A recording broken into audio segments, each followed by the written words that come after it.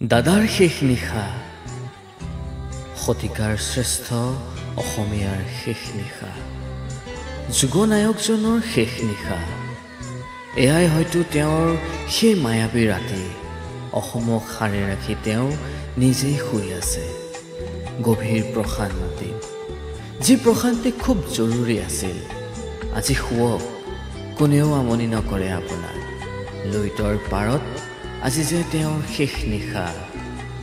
নোহোৱা নোপোজা ঘটনা প্ৰথমবাৰৰ বাবে বহুত দেখিলোঁ যোৱা 4টা দিনত। তাকেই লিখি ৰাখিলোঁ। অসমৰ প্ৰত্যেক ঘৰ মানুহৰ ঘৰৰ সদস্যৰ একেলগে অকাল মৃত্যু হোৱা দেখিলোঁ। তেওঁ কৈ যোৱা ধৰণেই তেওঁৰ গীত কথা সুৰেৰে প্ৰতি নগৰ, প্ৰতি চহৰ, প্ৰতি গাঁও, প্ৰতি চুবুৰী, প্ৰতিটো তিনিআলি চাৰিআলি, প্ৰতিটো অফিচ কছাৰী, প্ৰতিখন শিক্ষানুষ্ঠানত একেজন মানুহকে শ্ৰদ্ধাঞ্জলি দিয়া দেখিলোঁ। অসমখন স্তব্ধ হৈ যোৱা দেখিলোঁ। কাকো কোনেও অনুৰোধ নকৰাকৈ সকলো ৰৈ যোৱা দেখিলোঁ। দেহ চঞ্জি ল'বলৈ এখন ৰাজ্যৰ মূল ব্যক্তিজনক লৰি যোৱা দেখিলোঁ। এখন ৰাজ্যৰ মুখ্যমন্ত্ৰীজনে আঁঠুকাঢ়ি প্ৰণাম কৰি থকাৰ বিৰল দৃশ্যও দেখিলোঁ। এখন ৰাজ্যৰ 4টা নিশা উজাগৰে থকা দেখিলোঁ। লক্ষাধিক অনুৰাগী শেষ যাত্ৰাত অংশ লোৱা দেখিলোঁ। মৃত্যুৰ পিছত ৰেকৰ্ড গঢ়া দেখিলোঁ। শেষ যাত্ৰাত অংশ লোৱা অনুৰাগীৰ সংখ্যা হিচাপত এছিয়াৰ বৃহত্তম ভিৰ দেখিলোঁ। পৃথিৱীৰ ইতিহাসত সংগীত শিল্পী হিচাপত দ্বিতীয় বৃহত্তম ভিৰ দেখিলোঁ। প্ৰথমজন পিছে Michael Jackson. The humming king of the world নামেৰে গুগলত স্বীকৃতি দিয়া দেখিলোঁ। মৃতকৰ প্ৰতি জীৱ জন্তুৰ ভাল পোৱা দেখিলোঁ। কি কুকুৰ, কি বান্দৰ, কি ঘোঁৰা, কাউৰী, উদণ্ড শাৰীও এখন্তেক ৰৈ চকুলো টোকা দেখিলোঁ। অসম সাহিত্য সভা, সদৌখন ছাত্ৰ সন্থা আৰু চৰকাৰৰ তত্বাৱধানত সিদ্ধান্ত লোৱা দেখিলোঁ। পাহাৰৰ সদৃশ গামোচা দম দেখিলোঁ। লগতে প্ৰত্যেক জনগোষ্ঠীয় গামোচা দেখিলোঁ। গুৱাহাটী বিমানবন্দৰৰ পৰা কাহিলীপাৰা পাবলৈ এখন এম্বুলেন্সক 6 ঘণ্টাৰ প্ৰয়োজন হোৱা দেখিলোঁ। লগতে কান্দি কান্দি চলোৱা চালকজনকো দেখিলোঁ। কান্দি কান্দি ডিউটি কৰা আৰক্ষীকো দেখিলোঁ। অন্য দেশৰ ৰাজকীয় প্ৰতিনিধিয়ে শ্ৰদ্ধাঞ্জলি জনাবলৈ অহা দেখিলোঁ। ক্ৰিকেট বুলিয়া অসমীয়াই ভাৰত পাকিস্তানৰ মেচ নোচোৱা দিনটো দেখিলোঁ। অহৰহ 4 দিন সামাজিক মাধ্যমত 100% এজন মানুহৰেই কাহিনী, কথা, গান দেখিলোঁ। আমি প্ৰত্যেকেই একে সময়তে ঘৰৰ মানুহৰ উচুপনি দেখিলোঁ।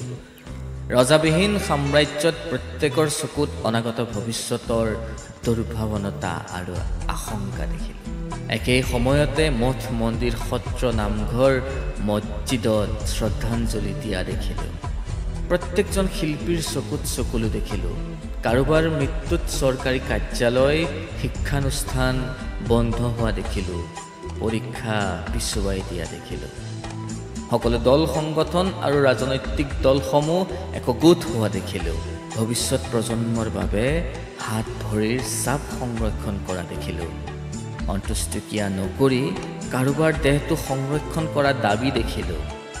বিমানবন্দৰত দেহটো আহি পাওঁতেই সকলোৱে নিজৰ কৰ্তব্য এৰি জয়ধ্বনি দি প্ৰাণপন্ন দৌৰ দিয়া দেখিলোঁ। ট্ৰাক ৰেলী, এম্বুলেন্স ৰেলী দেখিলোঁ। দ্য নিউয়ৰ্ক টাইমছত মৃত্যুৰ বাতৰি পৰিৱেশন দেখিলোঁ। বিশ্বৰ উচ্চতম বুৰ্জ খালিফাত দিয়া শ্ৰদ্ধাঞ্জলি দেখিলোঁ। আমেৰিকান ব্ৰেণ্ডে মায়াবিনী সুৰ তোলা দেখিলোঁ। প্ৰতিজন ৰাষ্ট্ৰীয় পৰ্যায়ৰ নেতাই শ্ৰদ্ধাঞ্জলি দিয়া দেখিলোঁ। BCCI সন্মান জনাই আগন্তুক মহিলা বিশ্বকাপ ক্ৰিকেটৰ উদ্বোধনী অনুষ্ঠানত 30 ছেপ্টেম্বৰত এজন মানুহৰ জীৱনভিত্তিক অনুষ্ঠান ৰখা দেখিলোঁ। ভ্ৰাম্যমাণ থিয়েটাৰ ৰখাই দিয়া দেখিলোঁ। ৰাইজৰ দাবীত পুনৰ মৰণোত্তৰ পৰীক্ষা কৰা দেখিলোঁ। এজন ব্যক্তিৰ নামত বিশ্ববিদ্যালয় খোলাৰ পোষকতা কৰি বৃত্তি ফেলোশ্বিপ দিয়া পৰিকল্পনা দেখিলোঁ।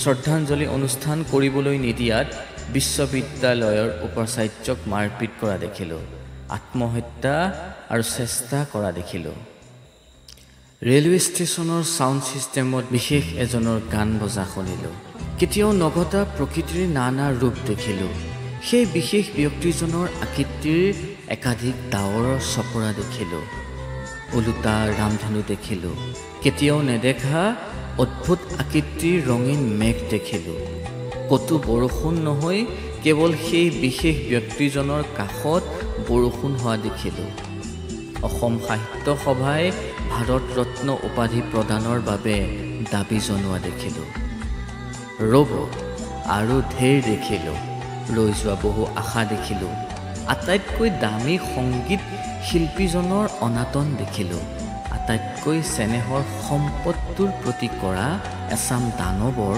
অযত্ন আৰু অৱহেলা দেখিলোঁ কুস্বাৰ্থ দেখিলোঁ ইমানখিনি দেখাৰ পাছত এতিয়া এটাই বাকী আছেগৈ যাৰ বাবে আজি কাৰো চকুত টোপনি নাই আজি যে তেওঁৰ শেষ ৰাতি আজি মায়াবী ৰাতি যি ৰাতি অসমে কেৱল তেওঁৰেই ছবি দেখিছে আমাৰ সন্তানে যেতিয়া সুধিব ইমান আতুম টুকাৰিকৈ থোৱা এইখন কাৰ ফটো তেতিয়াই এই বস্তু পঢ়ি শুনাম অনুমান কৰি ল'ব তেওঁ কোন আমাৰ বছ কোন জুবিন দা